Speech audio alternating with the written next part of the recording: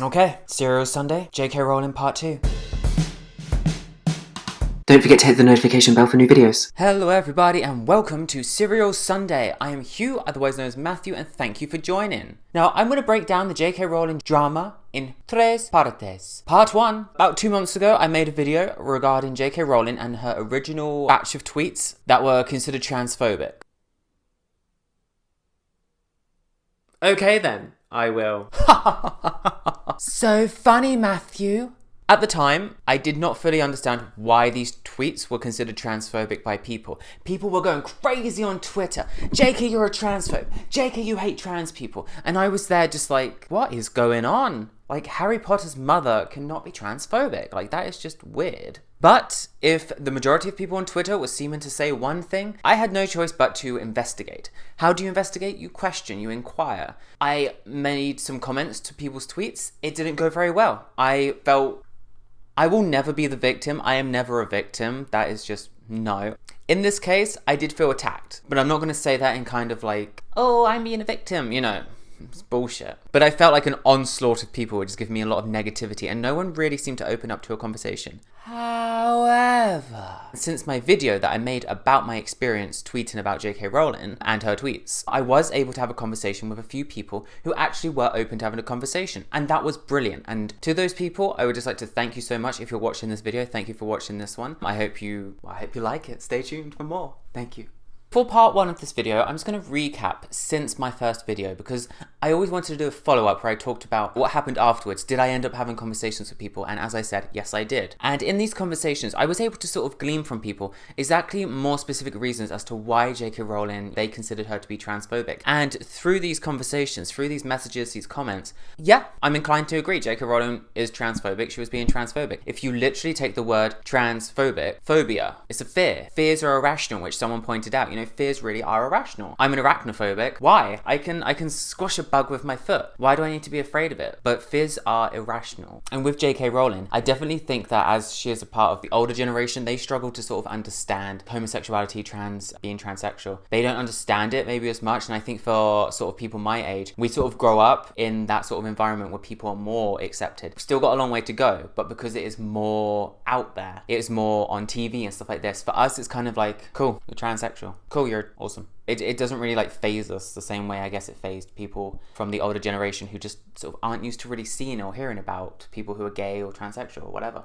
But does that excuse her having a huge platform and then obviously saying things which could then be damaging? Of course not. She needs to be held accountable to some degree for what she has said. Now, the reason I say some degree is because I will never agree with like full onslaught of hate against someone, even if you think they're being hateful towards you. In this case, J.K. Rowling, I think she is being transphobic. I don't think she has been transphobic in the sense of, you know, she wants all trans people to disappear off the face of the earth. She's not that extreme, but she certainly is leading in a direction which goes against the idea that she wants equality, I guess. But I think it all comes from fear. I think it comes from fear. So yeah. Part 2.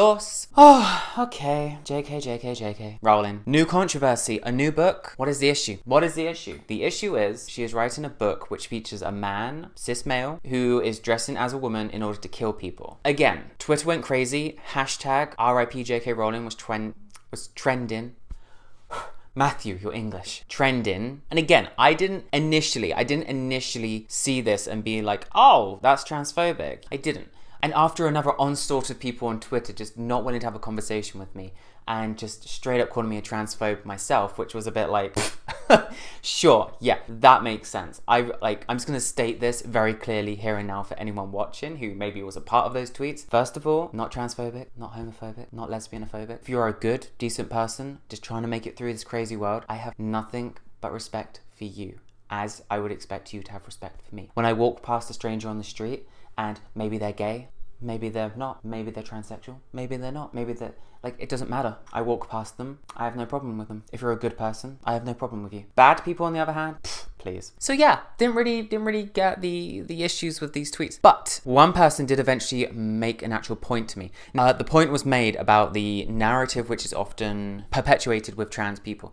The idea that, you know, trans people just want to like, that they're not really trans. They're just putting on a dress and a wig and just playing pretend, just so they can invade into different gendered spaces, i.e. toilets, and take advantage of people. That is not true. That narrative is not true. It's not true. Like, that narrative about trans people is just disgusting, and it's degrading to them, and it's horrible. And we definitely need to remove that kind of storyline from the news, because I've seen that in the news myself. I have seen that, especially in America. I'll be shocked. Where people are against the idea of gender neutral bathrooms, or trans people who associate with a different gender, you know, being allowed into the bathroom of their associated gender. Personally, again, like, I don't really have an issue. If I go into a men's bathroom and there's someone standing there who looks relatively, you know, feminine and doesn't present, you know, as like typical masculine, I don't care. I don't really understand why other people care. Again, it goes back to irrational fear. You know, this person just wants to feel accepted in the gender they feel associated with. Like, help them along. You don't have to put them in a corner or do a protest against a freaking bathroom. Yeah. Anyway, so when looking at it from that light, I can definitely see why a lot of people felt that this is J.K. Rowling who, you know, and why this is not a good thing. Why this book becomes a parallel to these narratives against trans people, and it's really disgusting. Patrice, J.K. Rowling, message to you. This is just not a cute look, honey. Like, it's not. The problem is if this was like a one-off thing, if you had just written a one-off book that was a subject, cis male dressing up as a woman to kill people, okay, maybe we could just take it with a pinch of salt and it's not going to be a big deal. Maybe people won't really have an issue with it.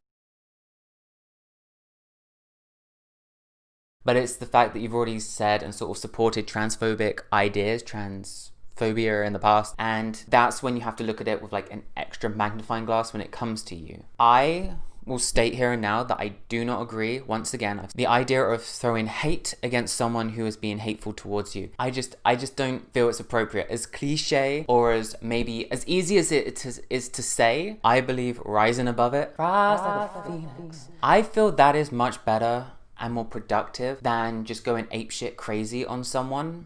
But that is just my personal view on it. But the anger that people are feeling, I completely understand. Is the way she's acted still bad? Yeah, of course it is. Should it change? Yes, of course it should. Should she be held accountable for her words? Absolutely. But don't give hate back. Have a good argument. Give your reasons why. Educate why you're offended. Don't just go on Twitter and start hashtagging RIP JK Rowling. Write out more reasons as to why. And I know you might feel like, why should I have to? Because the thing is, a lot of people don't understand. And who are mainly in charge of the world? The older generation. In my opinion, the older generations are the one who struggle to understand these kinds of issues the most. Those are just my thoughts, and I'm just gonna leave them with you. If you agree, if you disagree, if you want to have a conversation with me, please do. Please do. Write in the comments below. Let me know. I've got Twitter. I've got Instagram. I'm sure they're gonna post them somewhere on the screen. But other than that, like, take care, guys, and just remember, you know, I'm gonna be cliche. Love wins. It does. Take care. Bye. Okay. Serial Sunday. J.K. Rowling Part 2. Let's do this.